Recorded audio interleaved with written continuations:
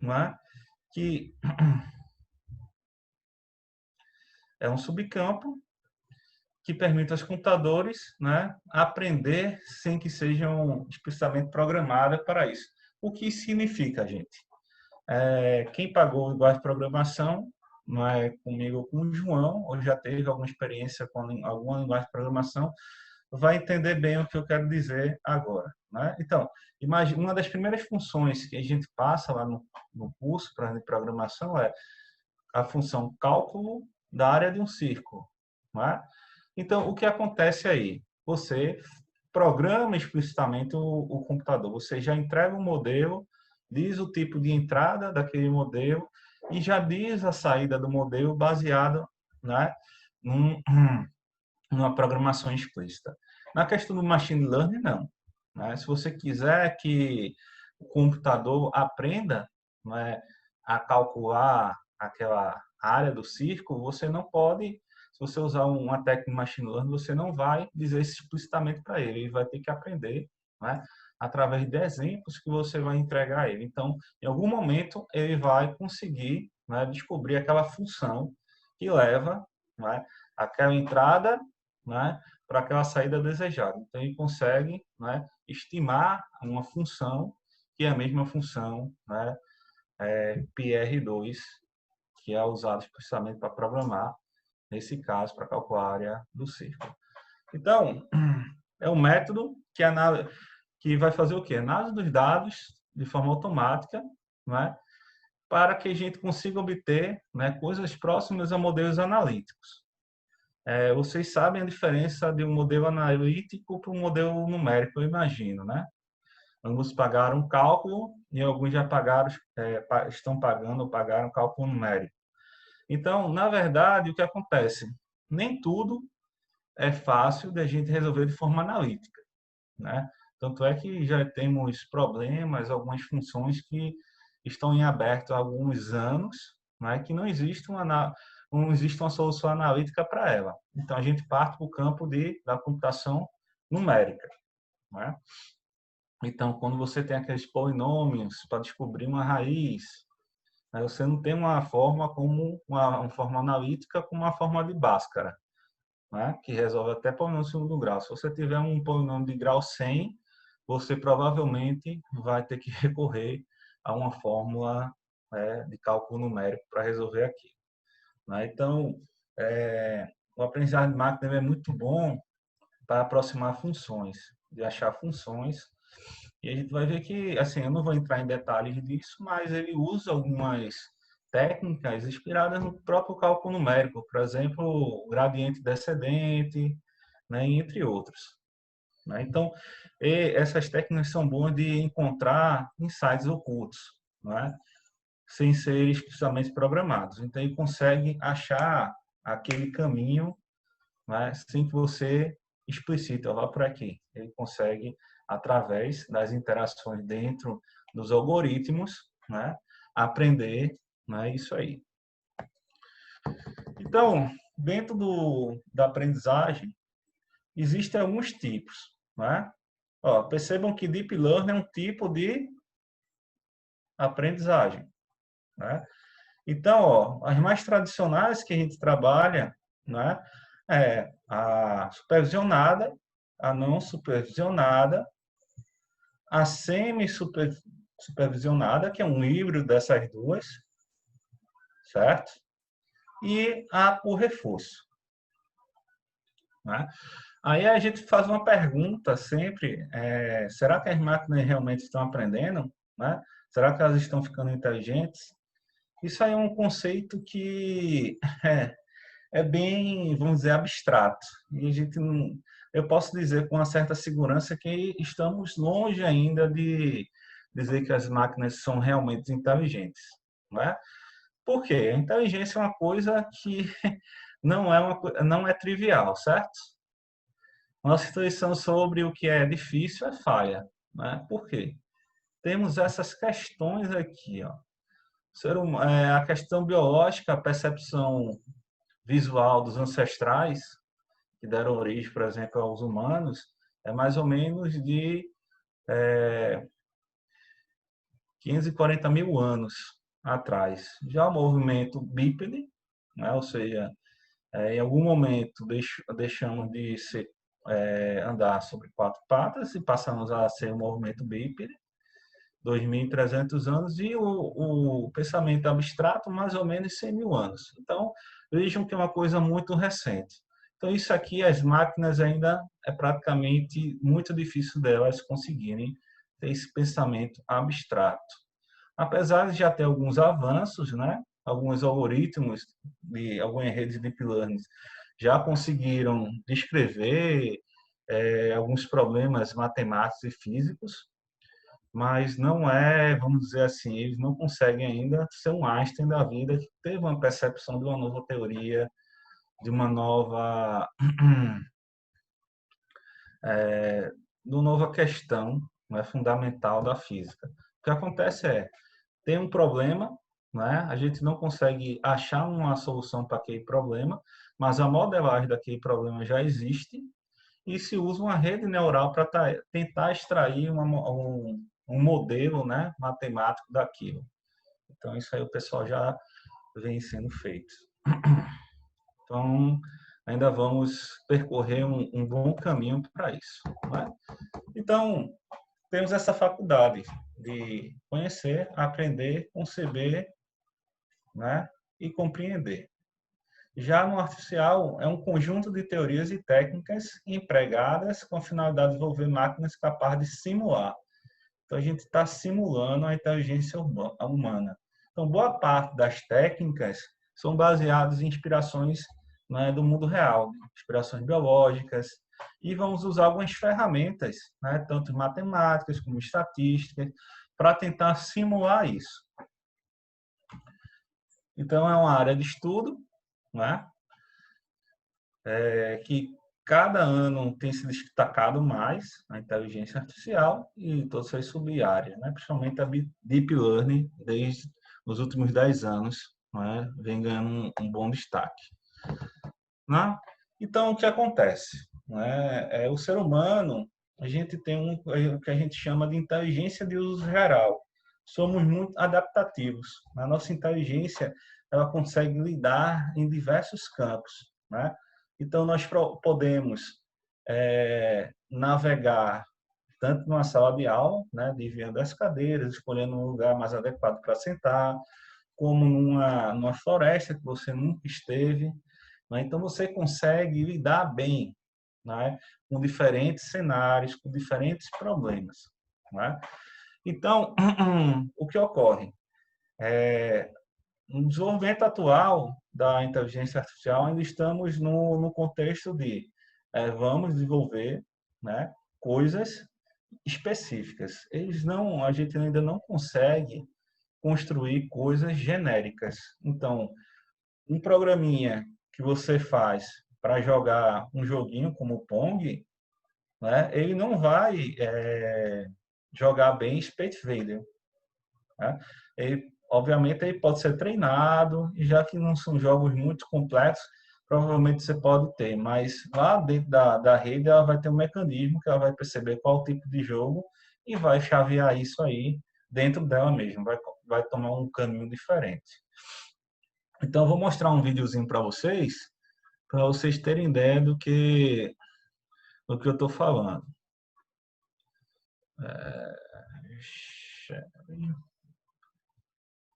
Então, aqui é usando o TenFlow, o TensorFlow do Google, uma ferramenta que vocês vão poder estar usando, né, gratuitamente. Então, isso todo mundo está conseguindo ver o vídeo?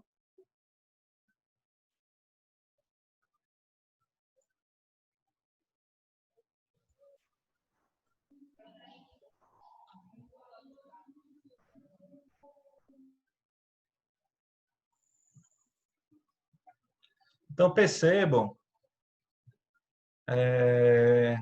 que o que ocorre. Você pega o jogo e vai colocando, né? Vai deixando a máquina, né, por tentativa e erro. Né? Então, ele tem uma rede neural, né, usando Deep Learning para aprender. Em algum momento, ele vai ele vai aprender onde colocar, mas percebam que ele não tem movimentos movimento fino. Em alguns momentos ele vai ficar trepidando, né? Mas a máquina, ela vai chegar no momento que ela vai aprender tanto que ela vai ficar muito eficiente. A eficiência dela vai ultrapassar, né, a eficiência de um ser humano.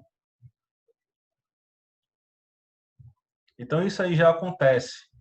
Né? Então, uma das grandes questões que foram desenvolvidas, por exemplo, quando vocês estão usando aquele CAPTCHA, né? Você vai usar um CAPTCHA, né, para acessar um site. Né? Então, ali foi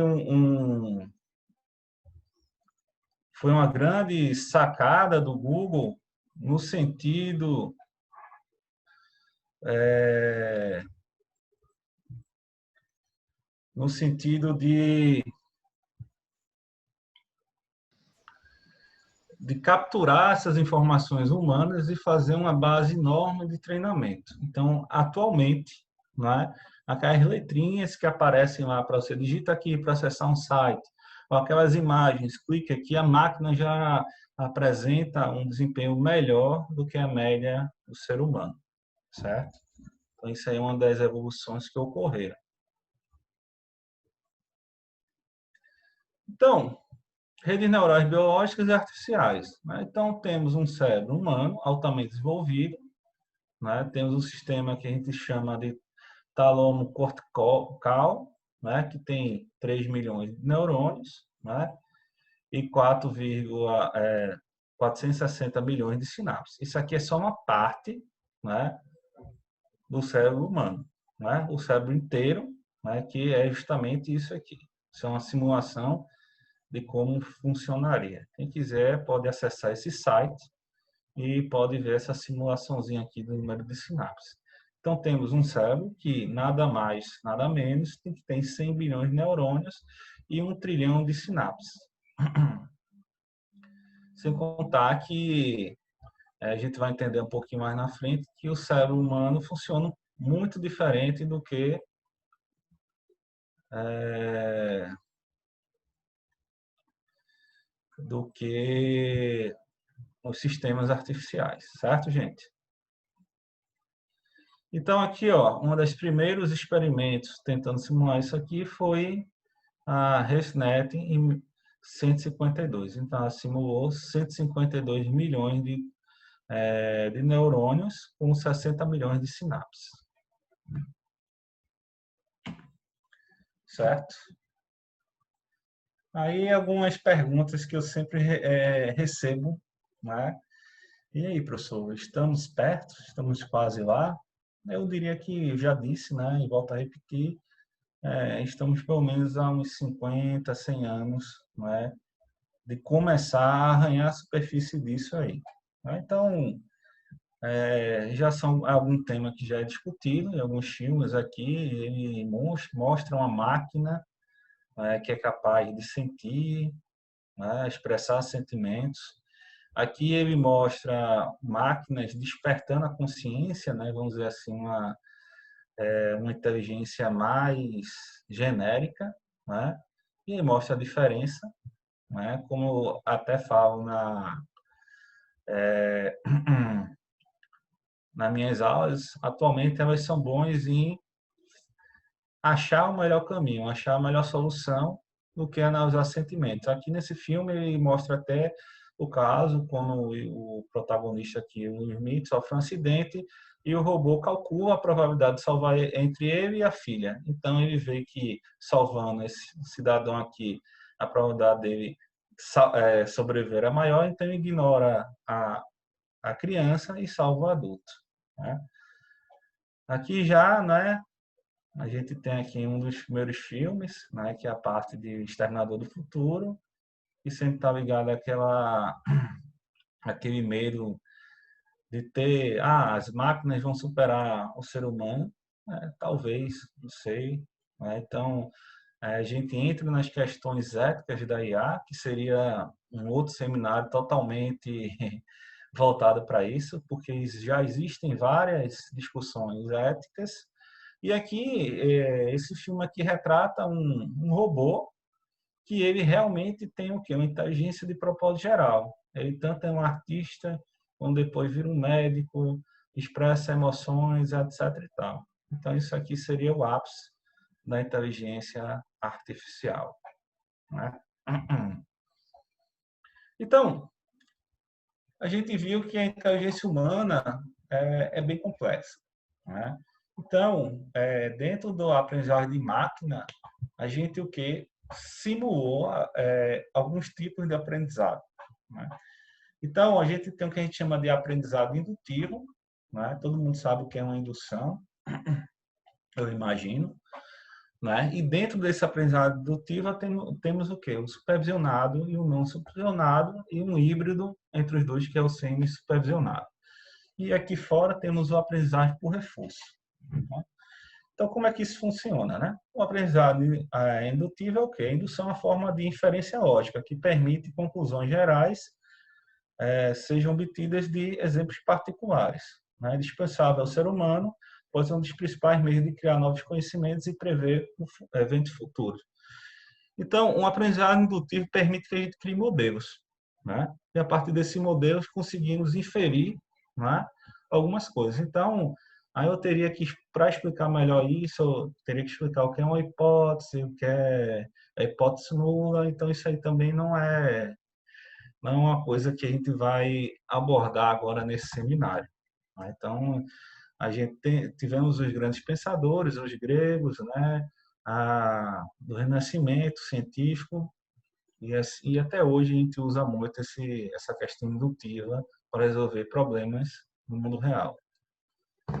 Como é que funciona isso aí? Aprendizagem supervisionada. Então, a ideia é o quê? Você treinar o programa, treinar a sua rede neural ou treinar o seu sistema de inteligência artificial. Então, o que ocorre? Você tem um conjunto de exemplos. E esse conjunto de exemplos, ele já tem uma resposta associada, que a gente chama de label ou rótulo, né? Então, você associa, né, a depender aquele problema, né? Se você receber esse conjunto de parâmetros, a solução do problema é X. Então, o label é X, né? Isso é, obviamente, eu estou dando um exemplo supervisionado voltado para a classificação, e a gente vai ver que existe tanto classificação como regressão, né? Então, a gente vai discutir um pouquinho a diferença de cada um. Por isso que é importante a gente estar fazendo essa pequena introdução de alguns conceitos para que vocês possam entender lá no final um pouquinho sobre Deep Learning, né? Então, a gente usa aqui a questão do treinamento, né, com os conjuntos pré-definidos. Isso aqui é uma base de dados bem difundida, né? Você pode encontrar no ECA, que é uma ferramenta open source. Você pode baixar. É o ECA. E aqui é uma análise de doenças na íris, né? Então, a gente tem 3 tipos, né, de íris. E aqui você tem um que a gente chama de vetor de características, que é uma coisa que pode ser algumas medições da íris, e se ela apresentar esse comportamento, ela é classificada como uma íris setosa, né? Obviamente, lá no final, né, existem os exemplos para íris versicol e íris vigínica também. Então, o sistema é treinado em cima disso aqui. Então, é capaz de aprender sobre esses exemplos que é dado, né? Então, a gente usa o que a gente chama de supervisor, né? Geralmente, se você, a depender do algoritmo de aprendizagem de máquina que você está usando, se você for usar uma rede neural, você pode estar usando, não é, uma rede, não é, com backpropagation, que ele vai o quê? Ele vai propagar o erro. Toda vez que ele erra, ele sabe que errou, né? O professor vai dizer aqui, vamos dizer assim, supervisionado é como se tivesse um professor, e o professor vai dizer, está errado, vamos corrigir. Então, ele vai voltando os passos, né? Vai propagando aquele erro e vai buscar diminuir usando, por exemplo, uma regra delta. Não tô deixando isso aqui, não. Na moral, vai, a cama. Alô?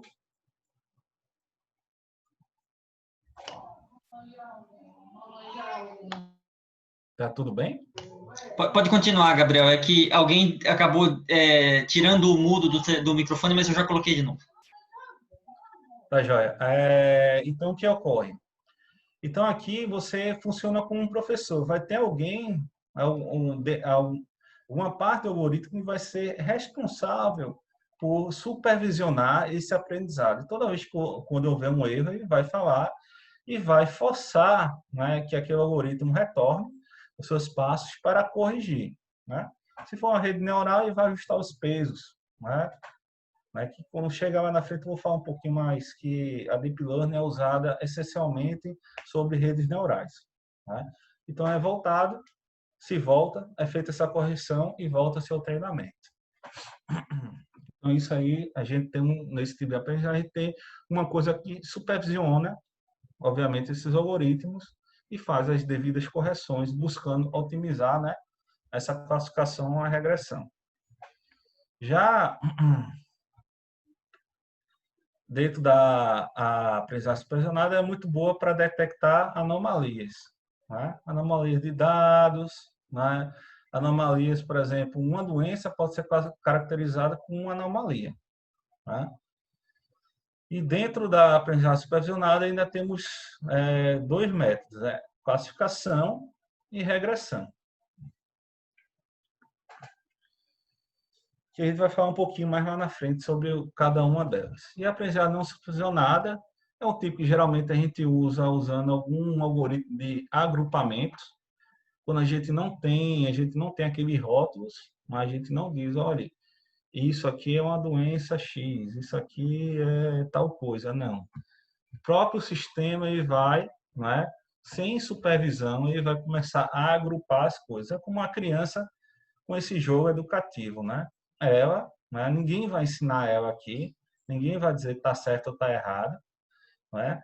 Depois a pessoa analisa e vê o desempenho dela, já no final, mas não vai ter ninguém interferindo, né, quando ela estiver brincando aqui. Então a ideia é que ele mesmo consiga agrupar, né, os problemas, né, nos devidos locais. Então, esse tipo de aprendizado, né, a semelhança é um método que nós seres humanos usamos para descobrir se certos objetos ou eventos são da mesma classe. Então a ideia é essa aqui, ela vai, né, agrupar, vai casar, né, esse objeto com essa fórmula aqui. Ele pode o quê? Automaticamente encontrar padrões e relações em conjunto de dados. Então a ideia da aprendizagem não supervisionada é justamente você fazer isso, você buscar, né, extrair relações e padrões, né, dentro dos dados.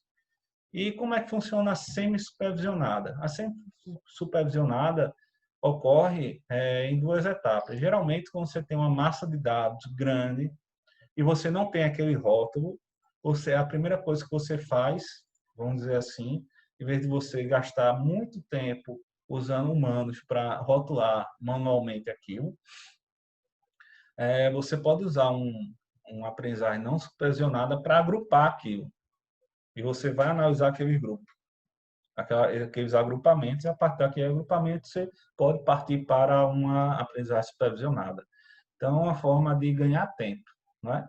E vamos ver que um dos motivos da Deep Learning estar ganhando muito espaço é justamente isso aí, que a gente vai ver que essas questões de características não são ela consegue lidar melhor com isso do que nesses algoritmos tradicionais de machine learning, de aprendizado. E o aprendizado por reforço, né? Simular o que chamamos de aprendizado por tentativa e erro. No aprendizado por reforço, o algoritmo escolhe uma ação e resposta a cada ponto de dado, né? Então, isso é o aprendizado por reforço é muito utilizado na questão de agentes. Agentes é quando você faz um modelo, né, de um agente inteligente, o que é um agente inteligente? Você pode modelar um robô como um agente inteligente. Geralmente, um agente ele tem um conjunto de ações, um conjunto de estados, né, e um conjunto de sensores de entrada, né, e sensores de saída, e aqui a gente tem um ambiente. Então, é uma forma de você modelar a sua IA, né? Ele é muito usado em robótica, esse tipo de aprendizado aqui. É definido para caracterizar um algoritmo de aprendizagem, mas sim o problema a ser aprendido. Né? Então, é mais voltado para o problema do que para o próprio algoritmo em si. Né? Então, isso aqui, né, aqui dentro do agente pode ter tanto um algoritmo, né, qualquer, mas a ideia é que você modele o problema e não se preocupe tanto com a questão do algoritmo. Né? Porque ele vai gerar ações, né, no ambiente, vai mudar estados e vai ter um feedback. E aqui ele vai conseguir estar se comportando melhor. Então, um exemplo bastante utilizado disso aí é na questão da robótica, como eu falei, né? Onde cada ponto ali ele marca e vai tomando ações a partir de cada ponto de entrada ali, cada ponto de dados. Então, eu vou mostrar um videozinho aqui que tenta mostrar bem isso aí para vocês.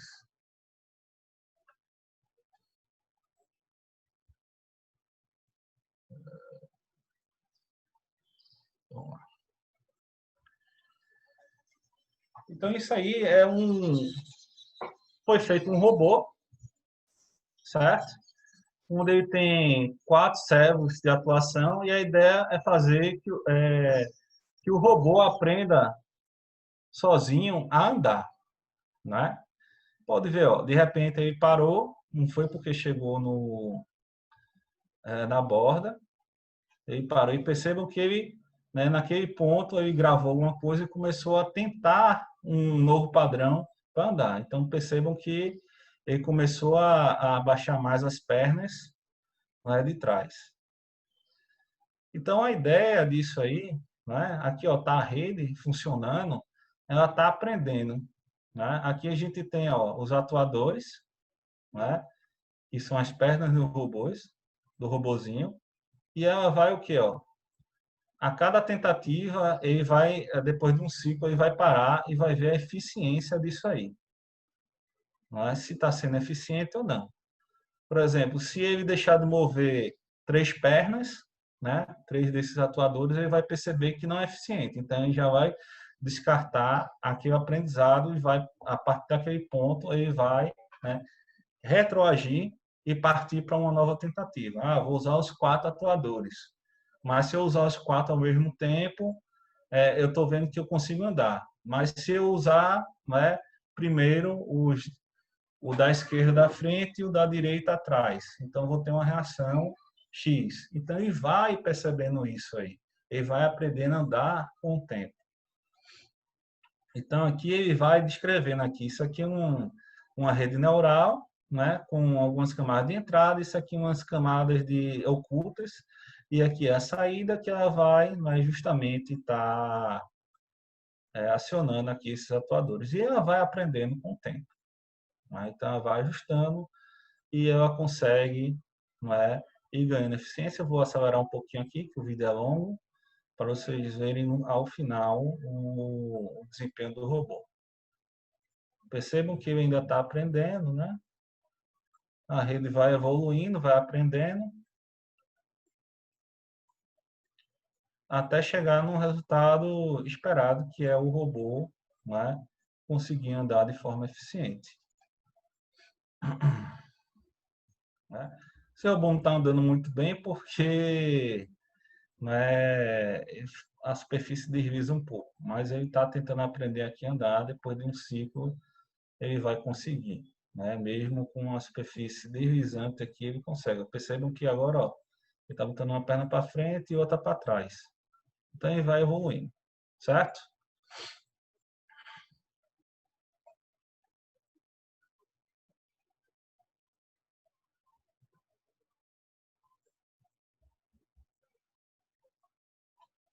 Cadê? Tá bom.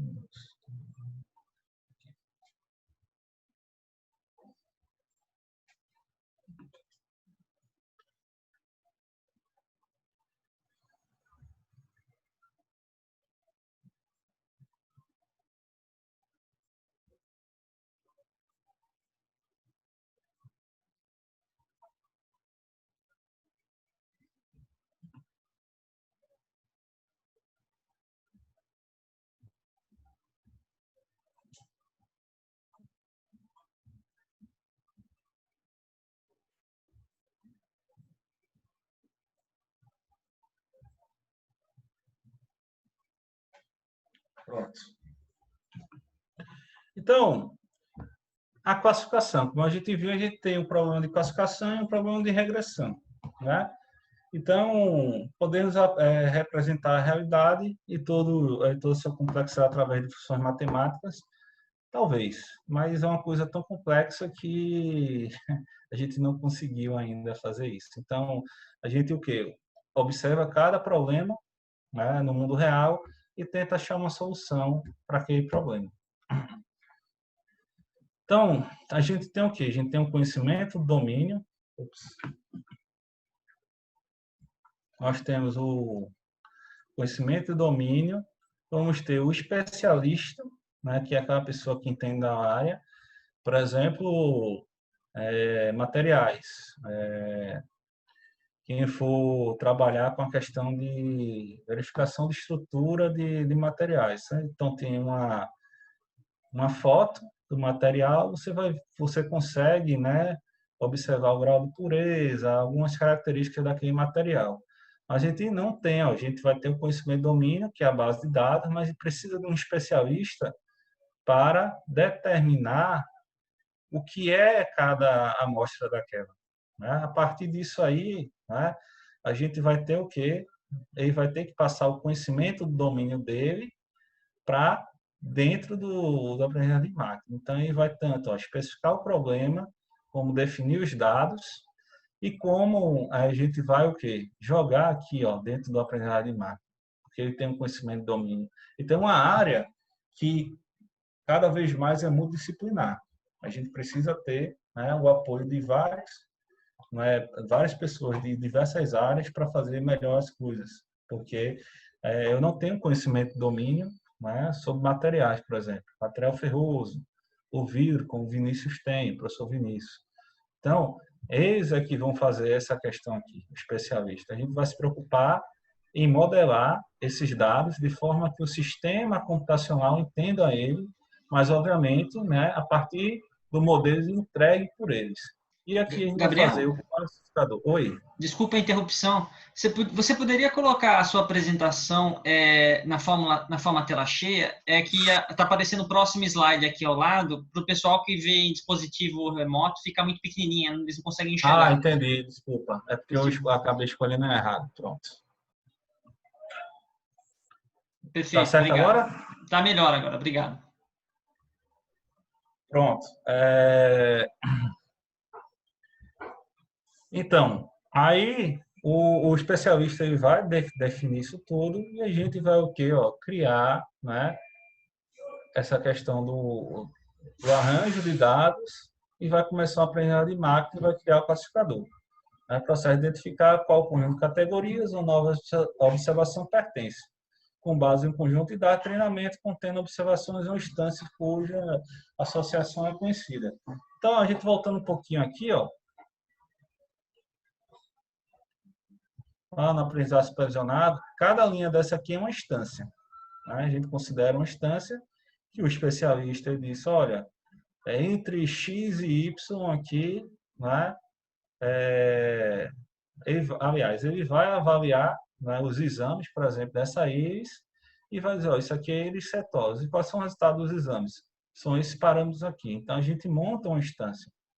A partir dessa instância montada pelo especialista, né, é que a gente começa a fazer essa questão aqui do classificador. Né? Já a regressão é um pouquinho diferente da classificação. Na classificação, você se preocupa em definir classes. Por exemplo, se está quente ou se está frio. Né? Já na questão da regressão, não. Você se preocupa em aproximar uma função, né, e dar um valor numérico para aquilo. Então, a regressão ela busca o quê? Associar uma variável y, né, que a gente chama de variável dependente, a uma variável x, que é a variável independente. Eu acho que vocês devem ter visto isso já em estatística, né, provavelmente. Então, por exemplo, uma rede neural ela pode descobrir, por exemplo, os parâmetros, os coeficientes dessa reta aqui usando o método dos mínimos quadrados. Vai tentando e ela estima esses parâmetros aqui, fazendo esses cálculos aqui dos mínimos quadrados. né? Ela consegue estimar esses parâmetros aí. Então, a correlação não implica em casualidade, né? É uma coisa totalmente diferente. Só porque A acontece juntamente com B, não significa que A causa B. Então, isso é um conceito bem estudado em estatística, né? Então, vocês percebam que muitos dos conhecimentos que são usados em aprendizagem de máquina são derivados de cálculo numérico, ou seja, da questão matemática, da questão estatística, certo? E a gente tem as correlações lineares, né? E os relacionamentos não lineares. Isso aí vai depender muito do tipo de função que você vai usar. Então, como é que funciona a diferença? É um exemplo de diferença entre classificação e regressão. A regressão, você pergunta qual será a temperatura de amanhã. Então, ele vai o quê? Ele vai através, né, de uma série temporal, por exemplo, né, e dos parâmetros de hoje e estimar a temperatura de amanhã. Já o classificador, ele vai dizer se amanhã está quente ou frio. Então, ele vai o quê? Vai dizer, né, coisas discretas. Né? Sim ou não. Ou outras coisas, porque aqui a gente está falando de um classificador binário. Né? Então, onde é que é usado bastante isso aqui? Vamos dar um exemplo. Regressão é usada muito em bolsas de valores. Né? Por exemplo, para estimar se o dólar, qual será o valor do dólar amanhã. Né? Então, aí pode representar ele agora está com a tendência de queda, mas de acordo com os parâmetros, com o histórico, amanhã essa tendência pode, ao invés de queda, pode indicar uma subida e pode dizer, ó, o dólar que hoje é 4,88, amanhã vai ser R$5.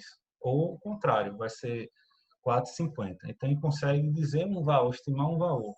Já a classificação, eu diria, a tendência é para cima ou para baixo. Então, seria uma coisa não específica, ele só vai dar um indicativo de qual classe, né, aqui será agrupado naquele momento. E a gente também tem os problemas que a gente chama multiclasses e multilabel. Né? Multiclasse, né, ali, aqui o exemplo passado, a gente estava trabalhando o quê? Com duas classes, né? Frio e quente. Aqui a gente está trabalhando com 3 classes. Né?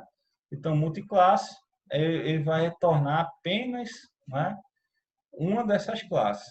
Mesmo que ocorra esteja nublado, sol e nublado, ele só vai dizer, vai retornar para a gente, né, o que mais, né, vai ocorrer naquele momento, naquele dia, por exemplo. Então, nesse dia aqui, a resposta da classificação vai dizer que é nublado, nesse exemplo. Por quê?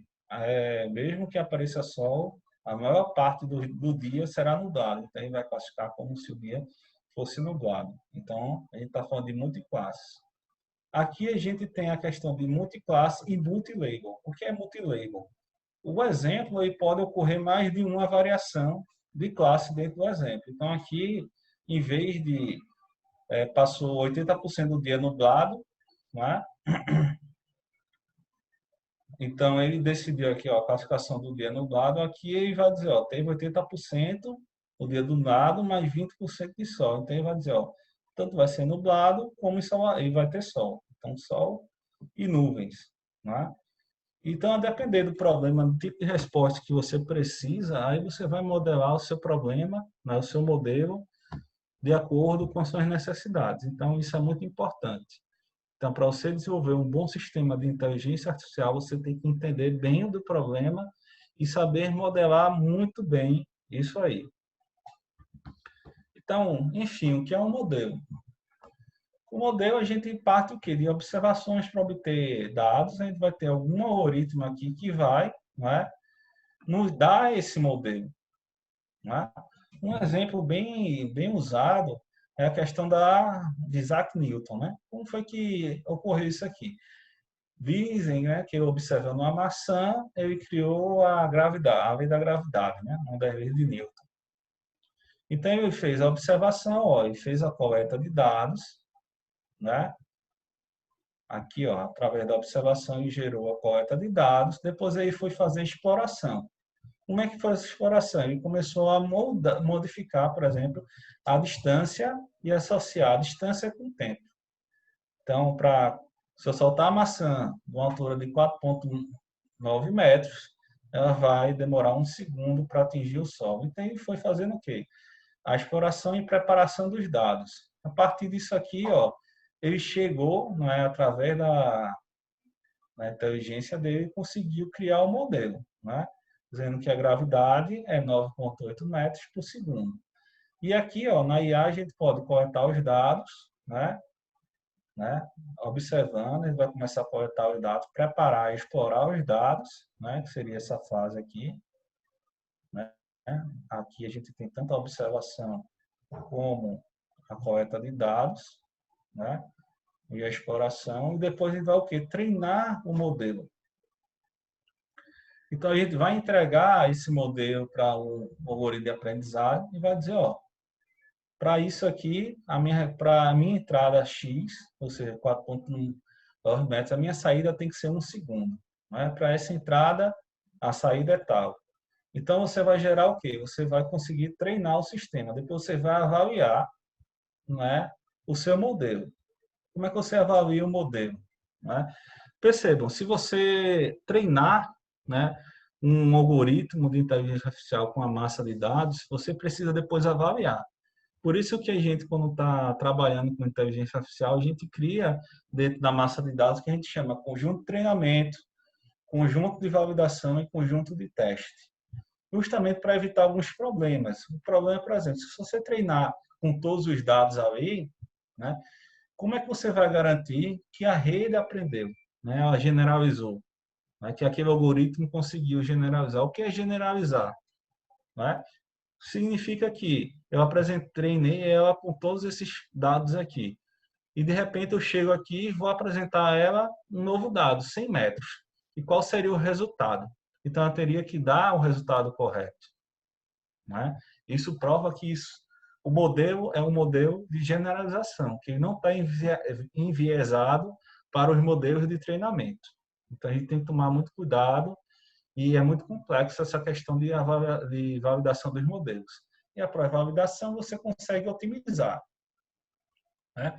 O que é otimizar? A gente vai ver em Deep Learning uma coisa muito importante nessa questão da otimização, porque o custo computacional é muito alto. Então, otimizar, você pode diminuir o número de neurônios, né? Você pode mudar a sua função de ativação, por exemplo, dos neurônios, e chegar no mesmo efeito aqui, ou seja, chegar no mesmo modelo, né? De forma mais rápida e mais precisa.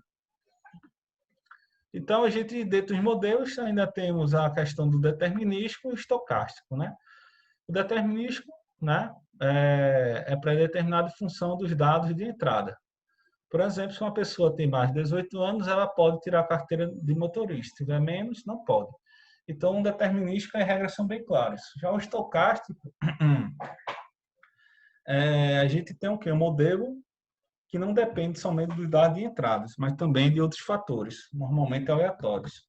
Então, a gente coloca, né, alguns fatores aleatórios aí dentro. Né? Já que você, por exemplo, tem na indústria, né, a gente trabalha geralmente com um ambiente muito controlado, por exemplo, uma linha de produção da Fiat. O modelo de controle ali daqueles robôs, né, obviamente, a gente vai estar, não sei muito bem qual ele usa, mas poderia ser um modelo determinístico, já que a gente está num ambiente muito controlado. Mas se você for para um exemplo de um carro autônomo lá da Tesla, você com certeza vai ter que usar um modelo estocástico, porque as variáveis são muito aleatórias do ambiente.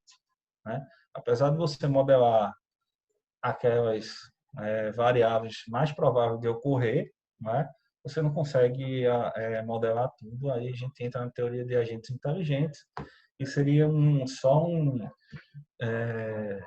teria que ser um curso inteiro sobre isso aí. Né? Então, um exemplo é como prever a reação de pessoas em um shopping em uma situação de emergência. Teve um incêndio, como é que você vai modelar isso aí? Né? O modelo probabilístico tenta descrever o comportamento aleatório das entidades. Né? Então, a gente sabe que parte a gente pode estimar que parte dos usuários do shopping pode manter a calma, outra parte vai entrar em histeria, boa parte vai correr para a saída, outra parte vai correr para o banheiro. Então, isso aí teve até um professor da Universidade Federal de Santa Maria que tentou modelar o comportamento das pessoas usando um sistema, né, de machine learning para aquele incêndio terrível da Boate Kiss. Né? Então, ele viu aí, e a partir disso aí você pode, o machine learning pode lhe dar estruturas, né, dados para que você otimize, né, a segurança das pessoas, tome medidas de contingenciamento e diminua o efeito aí dessa lateralidade. Mesmo que a pessoa tome uma atitude, você consegue mitigar, né, que é o dano àquela pessoa, por exemplo. A ideia é essa. Então, quando a variável de entrada de um sistema é aleatória, a variável de saída será obrigatoriamente aleatória também. No entanto, o sistema pode ter comportamento determinístico ou se ser representado por um modelo determinístico, como eu falei lá no sistema de controle. Né? Você pode ter algumas entradas aleatórias, né? Mas ele pode se comportar como um modelo determinístico. Isso aí é uma coisa que eu estou estudando e modelando para a futura aplicação, junto com o professor Reinel, do projeto de extensão dele do quadricóptero, né? Então, a gente ainda tem os modelos preditivos, né? Que é muito utilizado, né, aqui para a gente tentar o quê? Estimar funções matemáticas, né? Ela é aplicada a grande base de dados, por exemplo, geração de energia eólica. A gente teve até uma palestra da professora Ana Vitória, né? Geração offshore de eólica. E a gente tem o quê? A gente tem aqui uma série, né? Capturada ao longo do ano, nem do ano, acho que é diária. E a partir disso aqui, ela se fazem sistemas que eles preveem, né, a geração. Né? É um dos casos que são usados em machine learning.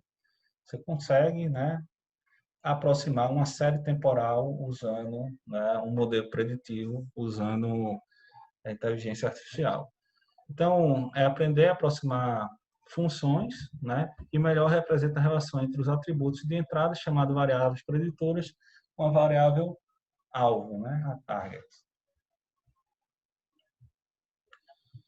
Então, a gente tem os modelos generativos e discriminativos, né? Um dos mais usados aqui é o modelo de Bayes, né? Que na verdade é um modelo bastante estatístico, né? Que a gente vê em detalhes, quem for pagar a disciplina de inteligência artificial, a gente vai estar dando uma olhada aqui, né? Ele é um modelo baseado em probabilidades e a gente tem também uns modelos descritivos, por exemplo, árvore de decisão, também, que usa um pouco de probabilidade, redes neurais, que vai ser o nosso foco, ó. Aqui a gente vai falar de Deep Learning, que é geralmente usado aqui, redes neurais, e alguns algoritmos de agrupamento, que são os KNNs. Né? Então, a diferença entre esses dois tipos de modelos é o quê? Modela a distribuição de classes individuais, já o discriminativo é o quê? Ele tem aprende um limite.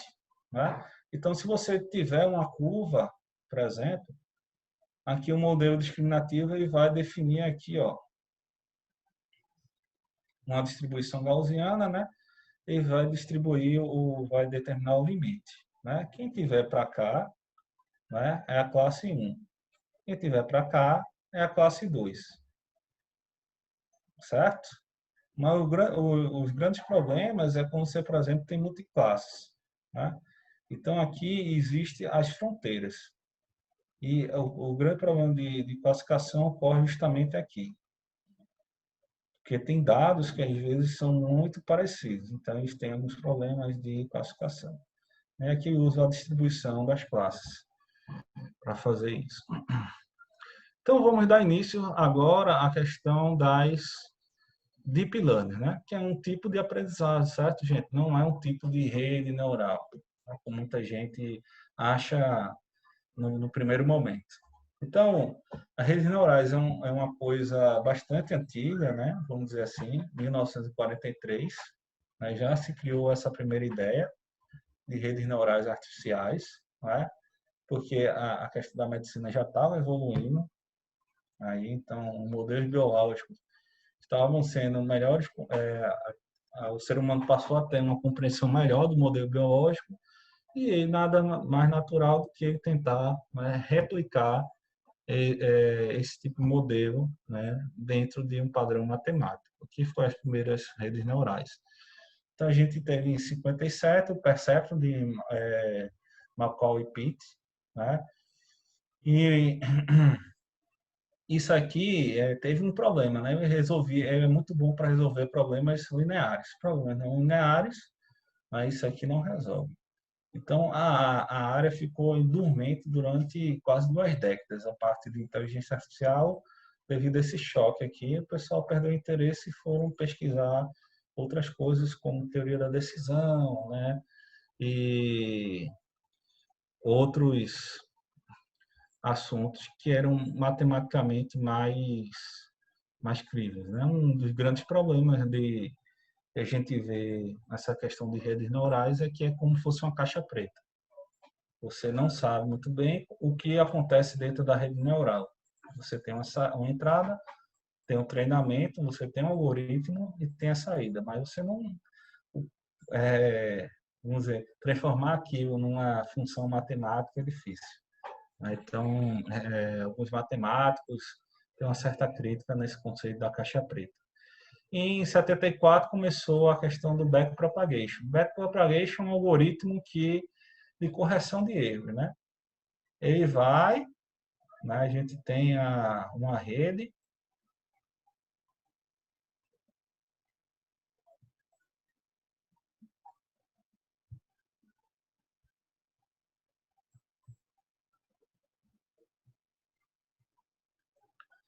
e o que ocorre? A saída do neurônio ele é propagado para trás, né, por isso que chamam backpropagation, para fazer o que a gente chama de correção de erro.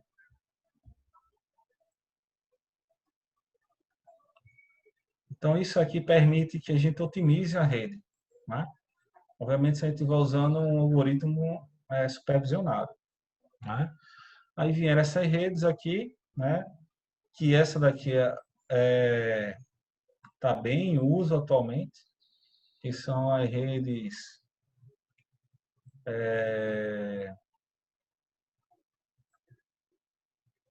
RNN, né?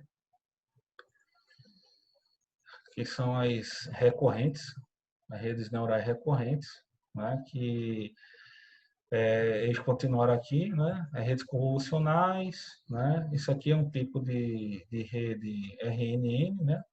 A gente vai ver. E a gente tem as bidirecionais aqui.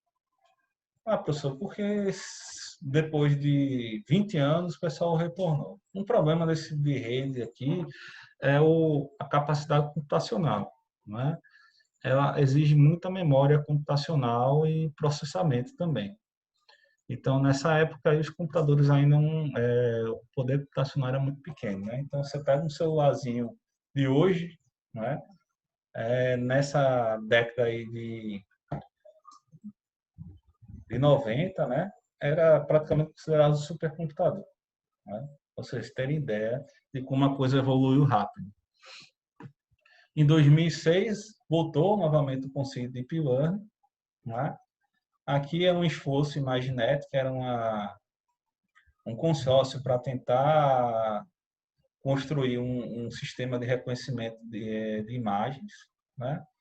Aqui é um outros AlexNet Dropout. É um método que aumenta a eficiência do Deep Learning, porque ele faz uma quebra no aprendizado, porque Deep Learning significa aprendizado profundo. E imagine, se você começar a percorrer, né, a rede, um caminho, né, e mesmo que aquele caminho não vá dar um resultado, a rede vai se perder. Então, a técnica que ele faz o dropout, ele faz a quebra e retorna o treinamento, uma forma de otimizar o treinamento da rede, o Deep fez AlphaGo, né? Não sei se ainda existe a questão do documentário do AlphaGo no Netflix, né? Quem tiver Netflix pode dar uma olhada depois, né? É bem interessante.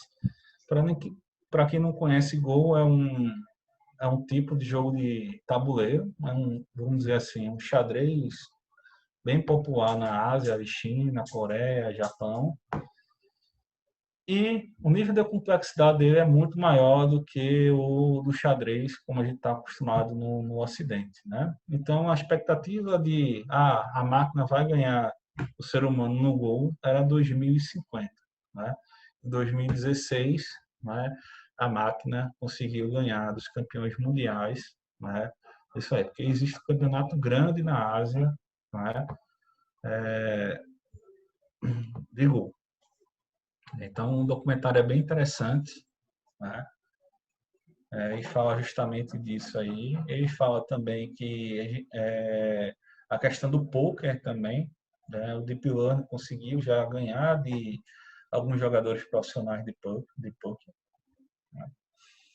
E aqui tem outras iniciativas também, né?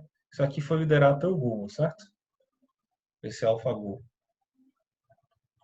Então, o que é Deep Learning? Finalmente, vamos conversar sobre o que é Deep Learning, né? Que antes da gente ter uma visão geral, a gente tem que conhecer um pouquinho do aquele assunto que a gente estava falando, né? Que é a questão do justamente do só um momento, cadê? Né? Ah,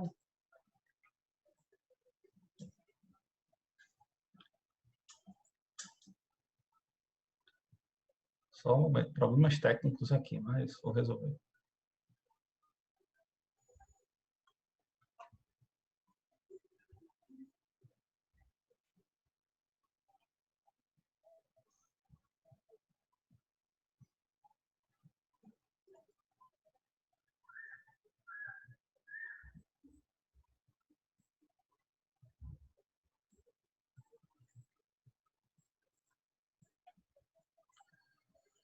Certo, gente? Então, se a gente desenhar um gráfico mostrando como esses conceitos são construídos um sobre o outro, a gente vai ver um gráfico extremamente profundo, certo?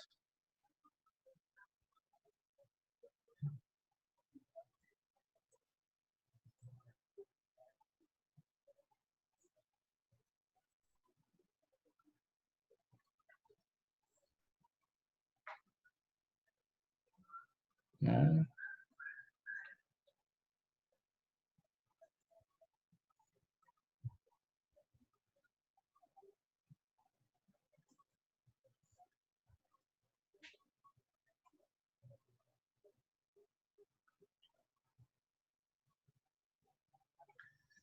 Bem, não vou conseguir usar mais a canetinha, provavelmente. Então, a gente vê o que aqui? A gente vê uma rede neural profunda.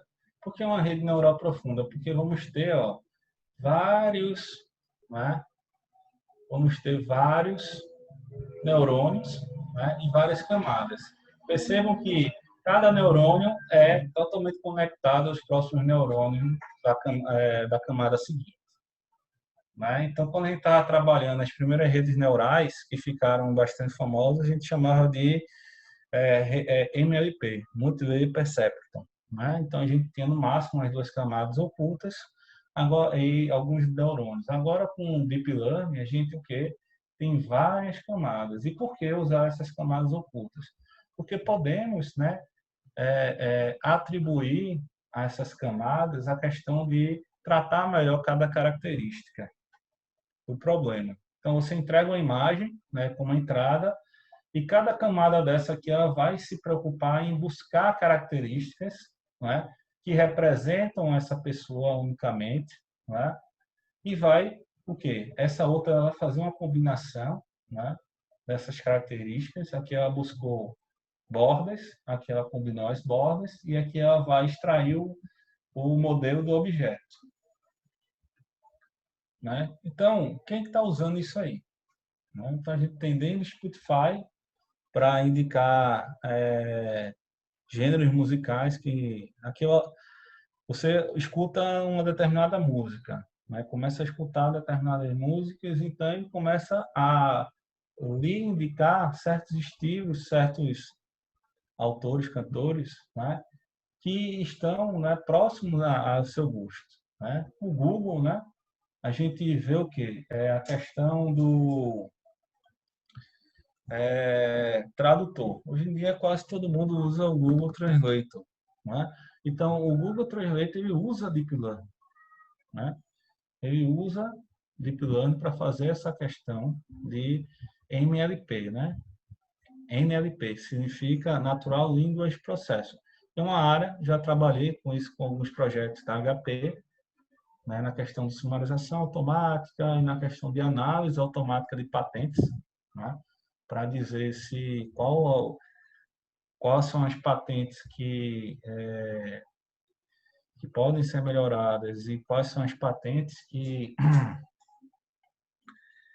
eu tenho uma patente, né? Eu preciso, antes de submeter ela, eu preciso verificar se alguém não patenteou aquilo ou se tem alguma coisa muito próxima à minha patente que pode dar uma disputa judicial e eu posso tentar contornar, né, isso aí antes da entrada da minha patente.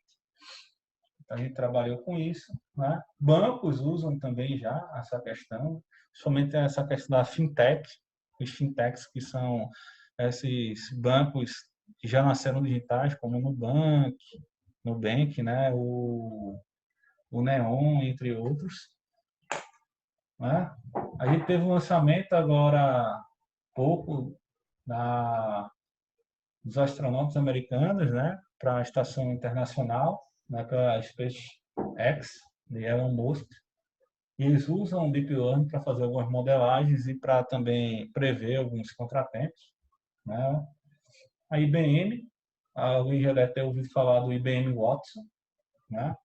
Que aqui em Recife, inclusive, já existem escritórios de advocacia usando Deep Learning, né? Usando a API, o framework da IBM, que é o Watson, e atrás dele funciona o Deep Learning, para ajudar na criação de petições e coisas dos judiciais, né? A NASA e muitas outras empresas, né? Então, como funciona o Deep Learning? Tá? É inspirado no cérebro, né? Biológico humano, e ele usa um processo de aprendizagem hierárquico. A gente, por exemplo, existem algumas teorias, né, de aprendizagem que foram utilizadas aí no Deep Learning. Por exemplo, uma delas é como você começa a ler o texto, se você apagar algumas letras, não é, de algumas palavras, ou trocar por número, eu acho que você já deve ter recebido uma coisinha dessa, um desafio. Você consegue o quê? Interpolar isso aí, consegue, né, mesmo assim, aprender. Porque existe, dentro da gente, existe uma questão de hierarquia de aprendizado. Vamos supor que primeiro ele segmenta cada caractere, né? E depois ele une todos. Então, ele segmenta, né? E une. Então, quando ele une aquilo tudo, ele já tem um conhecimento que aquele 4 que substitui um na verdade, ele vai entender como é. Se você for ver assim de forma automatizada, rápida. Então, ele, graças a essa questão do aprendizagem hierárquica, é um dos exemplos, né? É muito utilizado na questão de NLP, né? Na questão de controle também, né? O modelo relaciona termos e palavras para inferir significado, uma vez que é aumentado com grande quantidade de dados. Então, aqui, a partir disso aqui, você consegue obter, né, análise que a gente chama de sentimento, né? Sentimento, ver a sua posição política, né? Isso aí trouxe desde as eleições americanas, lá que teve aquele problema com o Trump, até as eleições brasileiras, que fizeram muita análise de dados, né, de tudo que você escreve nas redes sociais, questão de fotos, né, questão está sendo analisado por algoritmos. Né, e isso tudo é possível graças ao Deep Learning. Através disso aqui, eles conseguem, né, saber seu gosto. Né? Eles sabem, né, por exemplo, que o professor Gabriel gosta de uma marca de café. Se eu começar a tirar foto, aparecer uma marca de café lá, e provavelmente eles vão inferir isso e vão começar a fazer o que eles chamam de marketing direcionado. A mesma coisa aconteceu na questão das eleições. Se você começa a pesquisar muito sobre um determinado assunto, né, e postar muitas fotos sobre determinada coisa, ele começa a inferir isso aí. Então, o que é que eles têm? Eles vão aprendendo. E usou isso, e isso tudo, né? Imagine que é uma massa de dados enorme, né? Que é tanto texto como imagem, até áudio. Né? Você pega o sistema de áudio agora do Alexa ou até do Google mesmo, a capacidade de entender dele, né? Transcrever áudio para texto é enorme. Né? Então, eles fazem o quê? Eles fazem isso aqui, esse, né, framework. Características básicas, né? Ele junta, faz convoluções, né? E a gente tem aqui, ó, um sistema de supervisão, né? Que usa essa função aqui, geralmente a softmax, né? Para tentar maximizar. Então, a gente tem uma hierarquia, né? Essa hierarquia aqui do Deep Learning, né? A aprendizagem profunda é determinada por cada camada dessa aqui. Cada camada dessa vai ficar responsável por aprender uma parte. Né? É aquele velho e bom conceito, dividir para conquistar e manter uma hierarquia. Então, essa primeira camada, geralmente, ela se preocupa, né, em pegar os detalhes. Né? Depois, a gente une esses detalhes, né? E depois a gente cria o modelo do objeto. Então, com isso, o nível de classificação de faces aumentou muito. Né? A gente teve um ganho de cerca de 20% em questões, por exemplo, de classificação facial. A gente permite o quê? Acumular vários, né, mais sofisticados elementos simples e outros mais complexos. Então, você tanto lida com simplicidade como complexidade ao mesmo tempo. Isso aí foi uma das grandes, né, um dos grandes ganhos que o Deep Learning trouxe. Antes, quando a gente tinha essa questão de vamos criar um sistema de machine learning, a gente tinha antes, deixa eu tentar desenhar aqui, a gente tinha os dados, certo? E aqui a gente tinha, né, o modelo, a rede. Vamos chamar aqui, vamos simplificar um pouco.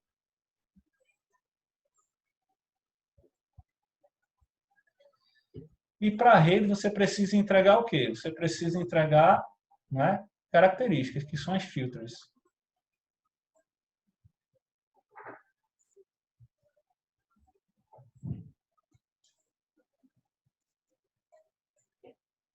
Você precisava extrair desses dados as características que permitiriam a sua rede aprender, certo? Mas isso aí é uma coisa muito complexa. Tanto é que na área de IA se criou o que a gente chama de Filter Engineer, né? O engenheiro de características. Era uma pessoa que era responsável por modelar, pegar esses dados e, único e exclusivamente, ele analisava esses dados e extraía, né, determinava quais características eram fundamentais para representar aquele modelo. Né? Então, quando você começa a trabalhar com massa de dados enormes, né, isso se torna o quê? Muito difícil. Certo? A grande sacada do Deep Learning é que ela elimina esse cara aqui. Esse cara que iria escolher quais características é eliminado do Deep Learning. Porque cada camada dessa aqui, né, ela consegue lidar com os elementos, né, extrair as próprias características. Então, isso aí trouxe um ganho muito grande, porque quanto mais dados você entrega à rede, né, mais melhor o desempenho dela. Já no método tradicional, usando os algoritmos tradicionais de aprendizado, né, o que acontecia? A gente tinha um limite aqui, tanto financeiro como humano, de analisar os dados. Então, em algum momento, a gente vai ver um gráficozinho que a gente vai ter isso aqui, ó. Isso aqui é usando os métodos tradicionais, né? Aqui é a quantidade de dados.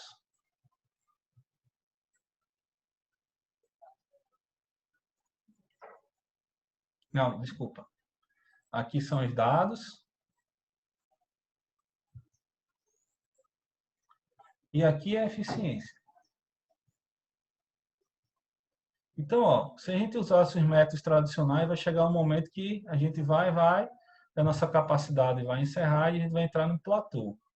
Já no Deep Learning é o contrário, a gente vai chegando próximo aqui e em algum momento a gente descola, né? E quanto mais dados, né?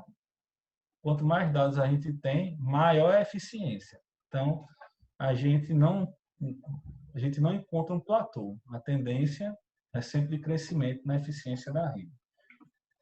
Então, a gente tem aqui uma rede neural simples. Pode ver que a gente tem no máximo 2 camadas ocultas, que a gente chama isso aqui, amarelinha. Porque toda a rede neural vai ter uma camada de entrada, né? As camadas escondidas ou ocultas e a camada de saída. Na Deep Learning, a gente tem o quê? Muitas camadas ocultas, né? Com muitos neurônios em cada camada, que permite justamente trabalhar isso. Por isso que a gente chama que é uma rede neural profunda. Como funciona a Deep Learning? Ainda falando um pouco disso aí, a gente pode considerar 2 aspectos quanto à complexidade de uma rede profunda, que é o número de neurônios por camada, né? E o número de camadas. Obviamente, quanto maior o número de camadas, mais conexões você vai ter. E quanto maior o número de neurônios por camada também. Então, vai aumentar muito a complexidade disso aí. Então, por exemplo, a primeira camada de neurônio pode ser treinada para capturar diferentes letras, né, do alfabeto. E então, outra camada poderia reconhecer conjuntos dessas palavras. Então, ó, a primeira camada ela fica responsável por segmentar isso aqui, reconhecer letra por letra, né? Antes disso aí, a gente tem que entregar esses dados aqui já segmentados. Então, eu trabalhei isso aqui no meu TCC de graduação, trabalhei, né, lá em 2000 e alguma coisa, certo, gente? Com isso aqui, né? Então, a gente entregava dessa forma. Já na Deep Learning, você pode entregar a palavra toda, que ela vai ser responsável. Então, aqui a gente tinha um problema de construir um algoritmo eficiente de segmentação de caracteres para pegar esses caracteres e jogar na rede para ser classificado. Já no Deep Learning, você entrega tudo isso aqui, né? Então, ele vai aprender, né, o que é cada coisa que você já diz. Aloha, você já diz que a saída da rede é aloha, né, a palavra, então ele vai ter a supervisão, ele vai ter que achar a aloha, e ele mesmo vai se preocupar, a própria rede, em segmentar isso aqui. Isso aí a gente ganha uma eficiência enorme, porque os algoritmos de segmentação são difíceis de ser feitos e a Deep Learning consegue fazer de uma maneira muito mais eficiente. Isso aí. Então, ela consegue segmentar e depois disso aqui, ela consegue o quê? Ó, reconhecer o conjunto. Então, além de segmentar caractere por caractere, ela também consegue observar o todo. Né? Então, isso aí é eficiência. Então, por que é importante ela entender o todo? Porque vamos supor que ela erre, né, a segmentação ou a classificação desse caractere aqui. Mas ela vai aprender o todo também. É a mesma coisa que você, ser humano. Se eu colocar uma palavra e isso aqui tiver borrado, você não conseguir entender, provavelmente você vai compreender qual é essa palavra. Por isso que é importante essa ideia do aprendizado hierárquico, né? Então, a Deep Learning é capaz disso também, né? Então, ó, tipos de redes neurais profundas, né? A gente tem a Deep Belief Network, a DBNS. Elas são mais usadas como teste, né? Antes de que você parta realmente para construir o seu sistema Deep Learning, né? E a gente tem as redes convolucionais, né, e as redes recorrentes. Todo mundo sabe que é uma convolução, né? Acho que vocês aprendem isso em cálculo 2 ou cálculo 3, né? Então, a gente tem várias convoluções dentro dessa rede aí. Ele vai entender um pouquinho o porquê, né? Então, a gente tem o quê? Nessas DBMs. Múltiplas camadas ocultas, conexões entre camadas, ou seja, um neurônio na camada 1 pode ser conectado apenas um neurônio na camada 2. Né? Então, mas não pode ser conectado a outro neurônio da camada 1. Então, você não tem conversas entre a mesma camada. Né? Elas não se conversam, não conversam. É usado em pré-treinamento, como eu falei, para uma rede neural profunda. Já as mais populares, como eu falei, são a CNN, né, que é a convolucional neural network, ou seja, redes neurais convolucionais, que você tem uma entrada e aqui a gente vai ter toda a questão de extração de características, né, que ela vai fazer o quê? Ela vai fazer convoluções, né, vai fazer polo, vai fazer amostragem, né, ela vai aplicar algumas modificações na base de dados, por exemplo, ela pode aplicar uma função que vai rotacionar, né, uma imagem, por exemplo. Ela vai extrair subsamples, subamostras daquela imagem. Então, isso aí ela vai gerar o quê? Essa questão da convolução, essa parte de extração. E depois, né, ela é jogada a uma rede de piloto totalmente conectada. Né? A gente chama ela de convolucional porque, justamente, antes dos dados alimentarem aqui, a gente vai ter uma camada responsável por fazer todas essas operações. Mas por que fazer isso, professor? É porque você aumenta, né, a diversidade dos dados. Né? Você insere ruído.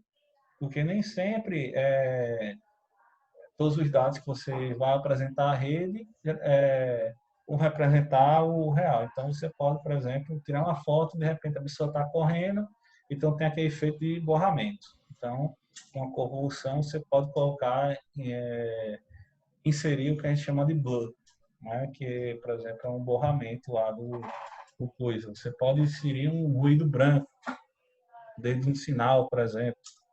Então, isso aí você vai, né, caracterizando melhor o seu conjunto de treinamento aí da rede.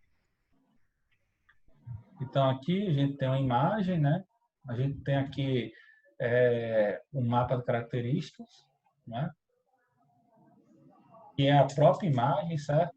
Aí aqui ela fez o quê? Um subsampler, né? Diminuir a imagem.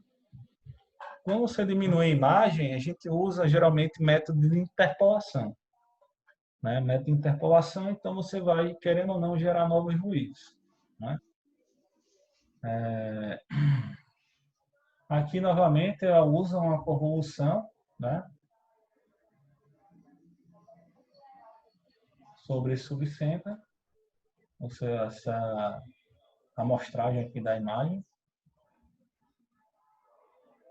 E aqui ela vai o que? Fazer um mapa de características.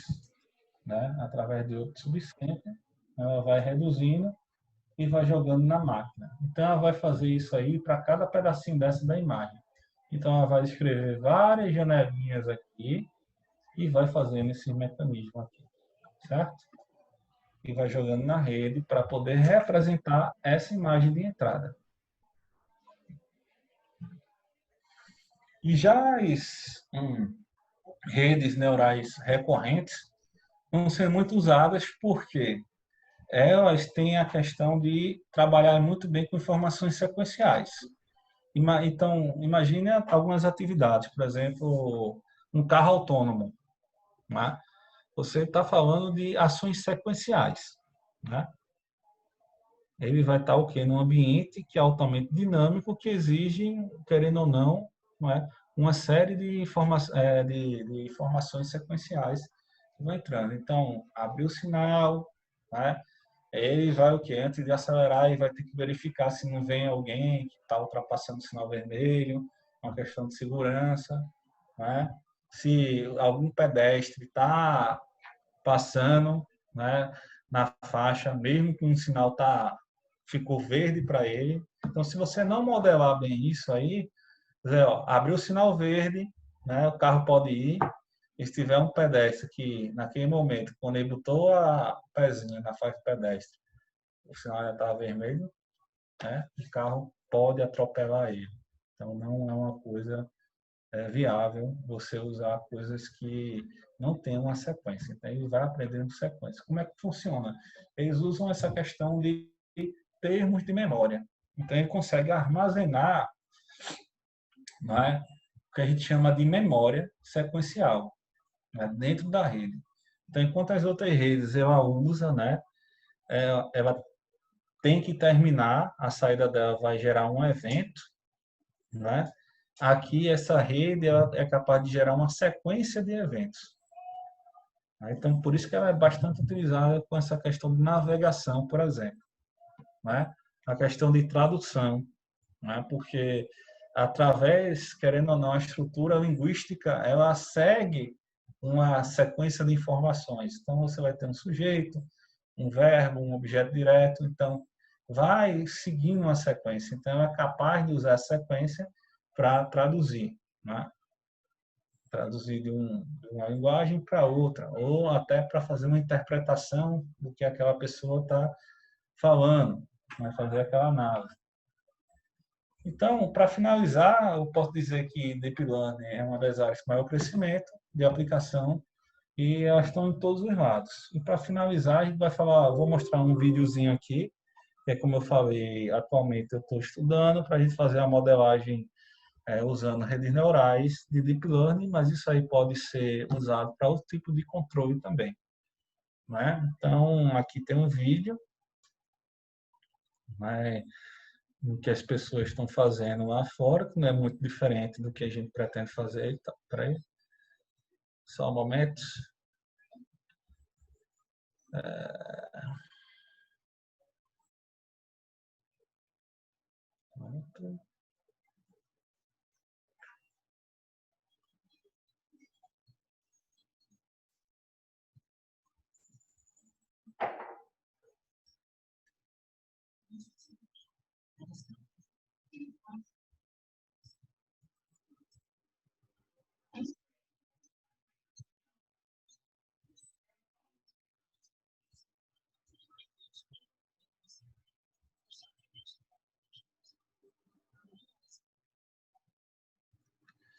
Então, gente, o que ocorre aí? Ele está fazendo uma modelagem, né, de um quadricóptero autônomo, né, para, no caso, fazer resgates, né, em trilhas. Então, ele vai fazer, primeiro, modelar isso aí. Ele vai modelar o quê? Ele vai obter várias imagens, né, e vai, no caso, gravar, né, essas imagens, e depois vai transformar, vai gravar um vídeo, depois vai remover esse vídeo aí nos frames e vai apresentar uma rede neural de forma que o modelo de controle lá, né, do quadricóptero aprenda, né, gera um modelo de controle, né, usando redes neurais para que o quê? Para que ele possa automaticamente navegar no meio de uma trilha. Né? Então, você pode ver aqui, ó, ele está usando aí, nesse caso, uma rede neural convolucional, né? Ele está usando essa questão de várias, né, imagens. Se a gente voltar um pouquinho aqui, ó, você pode notar que aqui tem as imagens, ele começa a fazer os subsamples das imagens, ó, até jogar dentro da rede aqui. A rede dele tem 10 camadas, que é as camadas que são responsáveis, essas aqui são responsáveis por justamente extrair as características de forma automática para poder navegar de forma eficiente. Né? Vão ter 150 mil pesos, né? 150k milhões de pesos e 500 mil neurônios. Né? Então, uma rede pesadinha, né? Mas que, por exemplo, um Raspberry Pi dá conta de rodar essa rede, certo? Então, preste atenção, uma coisa é treinar, certo? A gente tem é importante você entender o seguinte, a gente tem dois momentos. O primeiro é você criar um modelo, criar a rede. Isso aí demanda poder computacional alto, certo? Uma vez que aquele modelo está criado, né, você consegue o quê? Embutir ele em uma plataforma de hardware, vamos ser mais pobre, computacionalmente. Por quê? Eu vou fazer uma comparação direta com vocês. Vocês já devem ter acostumado. Alguém aqui já compactou algum vídeo, né? Pegou um vídeo de alta resolução e gerou um MP4, por exemplo. Vocês percebam que demora um certo tempo para você fazer essa conversão. Mas o contrário, né? Uma vez que é convertido, o player, ele rapidamente ele consegue, né, decodificar aquilo. Então, é o mesmo princípio aqui para a rede. Isso aqui a gente não consegue fazer no Raspberry Pi o treinamento, mas a gente consegue pegar o modelo, né, criado num computador mais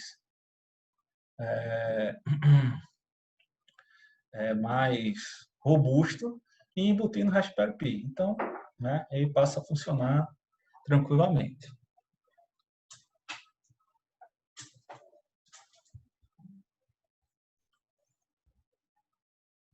Então, aqui ele mostrando como é que ele vai capturar, né, as imagens. Ele usou 3 câmeras, né, e ele mesmo saiu andando. Né.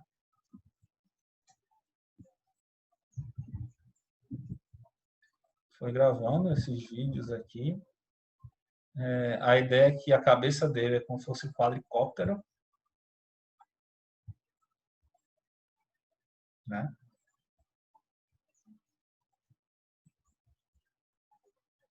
Então, vou adiantar um pouquinho aqui, certo? Ele obteve aqui, ó, dos 20.000 imagens. Geralmente, o que ele fez? Ele filmou, aí depois saiu retirando os frames, porque um vídeo nada mais é do que uma sequência de imagens, né, que é passado. Então, dá a ilusão ao nosso cérebro que é uma coisa constante, mas na verdade não é, né? Um vídeo digital. E ele faz justamente aqui a acurácia da imagem, né? Ele vai fazer a questão do subsample. Então, vamos adiantando mais um pouquinho. E aqui vai começar a fazer os experimentos do drone navegar automaticamente. Então, percebam que você primeiro precisa conhecer como modelar, né, o controle de cada motor desse aí para fazer o drone planar, né? E a IA nada mais é do que, né, controlar de forma que ele evite bater em obstáculo e siga uma trilha, certo?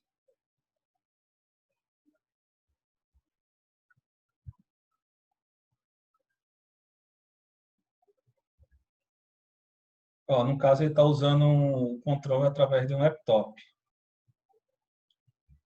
né? Provavelmente o hardware do próprio quadricóptero não foi suficiente, ou ele já está usando um quadricóptero pronto, né? E só tá fazendo a interface de controle como se fosse um controle manual humano, né? Joystick, usando o laptop. Aqui no final ele vai mostrar, né? Ele não chegou a mostrar bem a rede, o passo a passo, mas a ideia é essa: a gente está primeiro nessa fase de entender o modelo, né? Dominar o modelo de controle, para depois a gente usar uma rede neural de deep learning para refinar isso aí, né? E usar a visão também para navegar. Isso é uma ideia que a gente está tendo e vai estar trabalhando. Então, quem tiver interesse, né, de trabalhar nessa área, quiser cooperação, né, TCC, até em projetos, os professores podem me procurar, que a gente vai conversar e vai estar vendo jeitos de aplicar isso aí. Uma ideia é até fazer um curso de extensão mais prolongado, mas sobre essas questões de inteligência artificial, para quem quiser conhecer um pouco mais, que vai ser um diferencial para um engenheiro, né, na indústria 4.0. Né? Então é isso, pessoal. Espero que tenham gostado. Né? Agradeço a todos pela participação. E quem tiver dúvida pode entrar em contato lá por e-mail, né, comigo, que a gente vai trocando uma ideia. Certo? Muito obrigado, gente. Obrigado, Gabriel, pela sua palestra. Acho que foi bem interessante, foi bem didática, porque você mostrou todo o começo do raciocínio, machine learning, foi bem interessante. Acho que vale falar, né? Como você falou de machine learning, eu estava olhando aquela plataforma. Deixa eu ligar minha câmera aqui, né? Eu estava olhando aquela plataforma Coursera que os alunos e os docentes têm acesso nesse período em que estamos em isolamento, né? Existem alguns cursos lá associados a machine learning. Então, para quem tiver curiosidade, pode ser uma possibilidade também. Ressalto que também tem outras universidades que têm cursos, algumas versões gratuitas também de cursos relacionados a machine learning. Confesso que, olhando mais para deep learning, eu não pesquisei esse tipo de coisa, mas tem bastante ferramenta, bastante interessante. Eu não sei se o pessoal tem algumas perguntas, senão eu tenho uma pergunta. Pois não? Eu só queria fazer uma pergunta, então, já que o pessoal não se manifestou ainda. Uma curiosidade, Gabriel. Quando eu comecei a ter mais conhecimento de redes neurais, isso já faz uns 10 anos, mais conhecimento, eu recebi mais informações, eu nunca estudei isso a fundo, né? Uma das dificuldades que se existia era o seguinte, que era uma das resistências, de forma geral, da comunidade acadêmica, você não tinha modelos matemáticos ainda bons o suficiente para explicar o funcionamento de redes neurais. Você tinha diversas técnicas heurísticas para mostrar que aquilo funciona, que a gente sabe isso. Você sabe que nessa linha isso evoluiu um pouco ou não? Não, continua do mesmo jeito. Mais ou menos nessa época aí, o que o pessoal gostava muito de usar era a máquina de vetor suporte, né? O SVN, porque Uhum. justamente a questão matemática dela era bem conhecida. Então, você conseguia matematicamente conhecer aquilo e provar através de hiperplanos, né, no espaço como aquilo funcionava. Mas, Certo. particularmente, a questão de redes neurais não como eu falei na apresentação, ainda é uma caixa preta. A gente tem conhecimentos de algoritmos, como ele funciona, mas em algum momento a gente não consegue explicar muito bem como é que acontece essa convergência. Então, é uma crítica que ainda continua, né? Na verdade, não foi uma crítica, não, foi mais uma Não, curiosidade, né? uma crítica não, é um problema, vamos dizer assim, uma crítica É que uma questão a ser solucionada, né? é uma questão a ser solucionada, não é? E assim, querendo ou não, existe uma certa crítica nisso. Como é que a gente vai usar uma coisa que é caixa preta que a gente não conhece? Então, em algumas áreas ainda tem muita resistência justamente por causa disso aí, que você pega na área, principalmente de matemática, eles precisam entender realmente como é que funciona aquele mecanismo. Aí existe uma certa resistência ainda, né? Uhum. Tem diminuindo bastante de uso de redes neurais. Mas outras técnicas de IA, não tem esse problema, né? Você Quando você pega, olha para outros métodos associados a machine learning, que machine learning também é uma caixa com um monte de ferramentas distintas, né? por Quando exemplo, você você vê pega mesmo. a rede de Bayes, Navy Bayes. Aí as ferramentas matemáticas que ela usa são bem conhecidas. Que são questões de probabilidade. Você pega a árvore de decisão também, aí tem toda a teoria matemática de decisão lá dentro, bem especificada, que você consegue mapear muito bem. O próprio modelo ele retorna a estrutura matemática de que ele usou, mas já redes neurais aí é uma das poucas áreas aí da IA que ainda é uma das áreas de IA que causa essas dúvidas ainda por essa questão de ser uma caixa preta, o que está acontecendo ali. Perfeito. Tem umas perguntas que apareceram, não sei se você prefere dar uma olhadinha ou então quer que eu releia para você. Que daí também, como a gente avançou bastante, a gente olha só essas perguntas e daí a gente encerra. E os alunos aí entram em contato com você depois por e-mail. Pronto, pode ler para mim, Fernando? Fica melhor, Pronto. eu acho. A primeira que apareceu aqui é quanto tempo o robô, acho que é do quadricóptero, passou para atingir a melhor eficiência em andar? Ah, não, robô quadrúpede, desculpa, aquele do carro, que parecia um carrinho mesmo.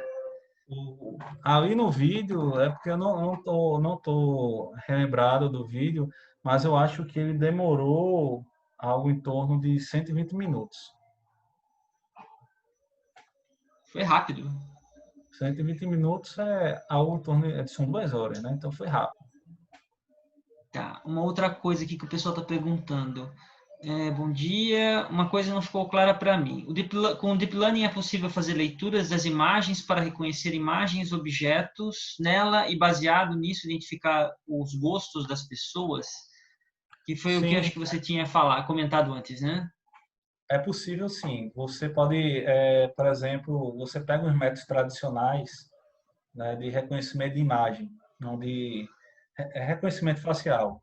Você teria que ter um algoritmo antes que pegasse aquela imagem, identificasse onde é o rosto da pessoa para focar, recortar e entregar para a rede fazer aquele reconhecimento. Uhum. Como um exemplo desse algoritmo de segmentação facial é no celular, numa câmera qualquer que você aponta, então vai buscar o rosto, aí faz aqueles quadradinhos em volta do rosto das pessoas que estão na cena e pronto. Aí ele vai tentar melhorar o foco, vai melhorar algumas coisas e tirar foto.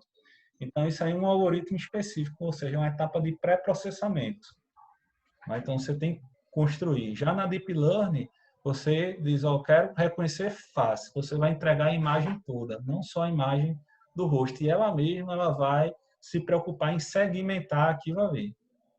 Então você ganha muito mais eficiência e ela é muito mais robusta em fazer esse trabalho. Né? Se aparecer só metade do rosto de uma pessoa, né? Ela consegue bem, já um algoritmo de segmentação pode falhar, Uhum. entendeu? Porque pode precisar usar uma série de características para dizer, ó, vou segmentar esse rosto aqui. Geralmente, aplicações de câmera, eles usam para segmentar os olhos e tem algumas que usam os dentes também, quando você está sorrindo. É engraçado, né? Então, você segmenta e passa isso aí para a rede. Já na Deep Learning não tem essa necessidade. Ela mesma vai ser responsável por segmentar. Então, por isso que ela é muito boa, né? Em definir algumas coisas até com mais de um tipo de imagem na cena. Por exemplo, você pode estar brincando com seu cachorro, né? E ele vai dizer, isso aqui é Gabriel e isso aqui é um cachorro. Né? Ele vai poder fazer esse tipo de reconhecimento de forma mais eficiente. Bem legal, bem interessante. Aqui acho que a última pergunta é: bom dia, professor. Acompanho um canal de notícias nas áreas de tecnologia e percebo que percebo muitas pesquisas no sentido de miniaturização de componentes eletrônicos. Estava pensando esses dias e refletindo sobre a desvantagem das máquinas utilizarem poucos sensores se comparado aos humanos. Você acredita que essa miniaturização dos sensores e atuadores contribuem para a evolução da aprendizagem de máquina? É, como eu falei, né? A gente está trabalhando com a gente ainda está no grau de construir sistemas, vamos dizer, especialistas. Uhum. Especialistas no sentido de resolver um determinado problema. Não tem como a gente comparar com o ser humano, que a nossa inteligência é muito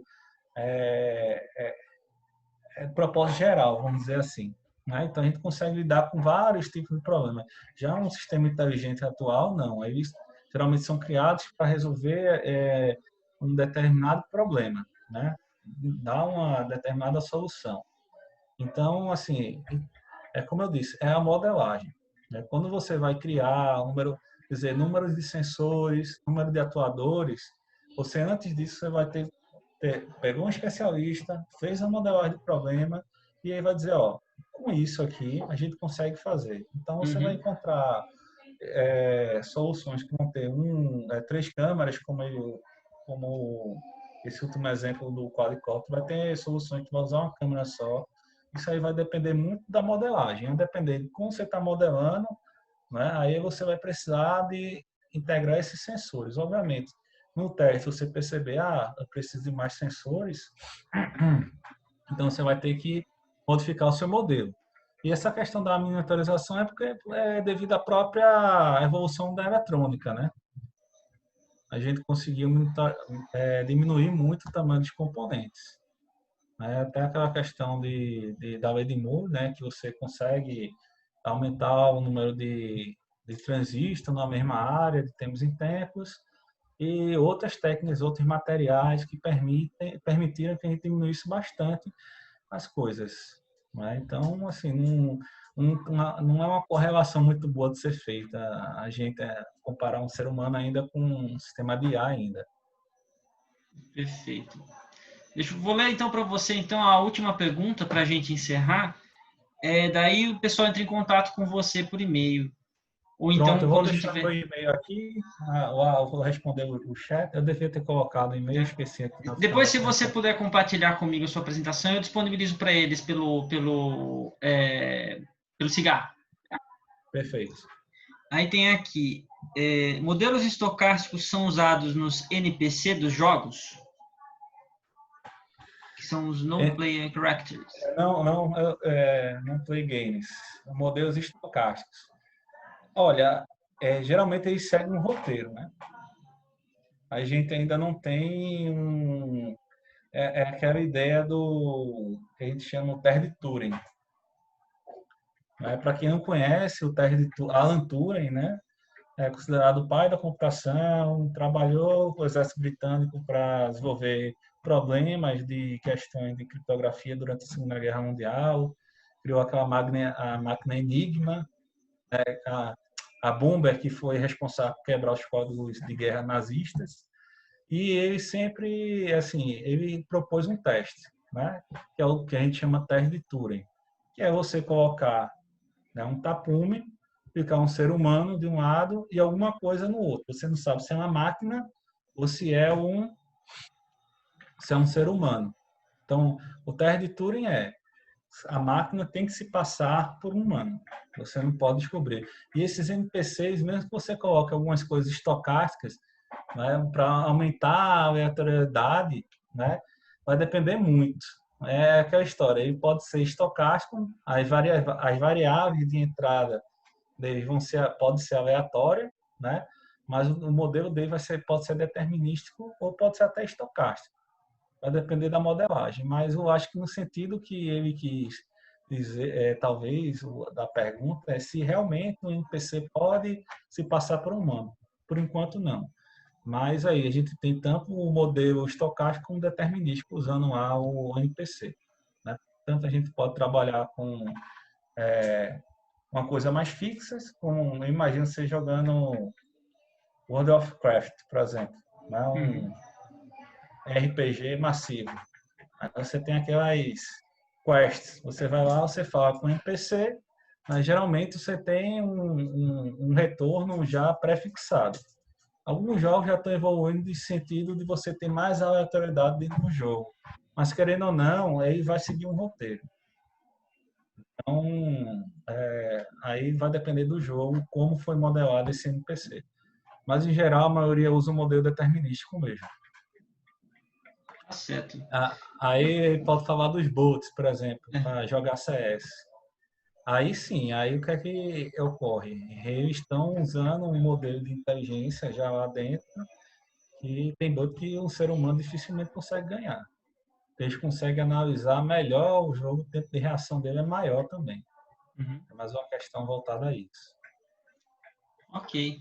Gabriel, eu agradeço pela sua disponibilidade, pela palestra. Foi bastante interessante. Eu, particularmente, gostei bastante do assunto. Certamente vou conversar com você depois. Eu acredito que você vai ter uma série de alunos te procurando também, porque é uma coisa muito atual, está em alta. As pessoas estão bastante interessadas. E eu já deixo para o pessoal a propaganda. Semana que vem nós teremos mais duas palestras dentro do contexto elétrica e eletrônica, uma na terça e uma na quinta-feira da semana que vem, nos 2 dias, às 10 da manhã. Em breve, eu disponibilizo, e a coordenação geral disponibiliza pelas mídias sociais da gente, as informações sobre a aquisição dos ingressos, né, pelo Simpla, como a gente já vem fazendo. E daí eu espero encontrá-los, então, nesses momentos na semana que vem, pessoal. Até lá. Joia, pessoal. Obrigado. Daqui a pouco eu mando para você a apresentação e vou mandar um e-mail também. Perfeito. Tá joia? Obrigado, Gabriel. Abraço a todos. Tchau, tchau.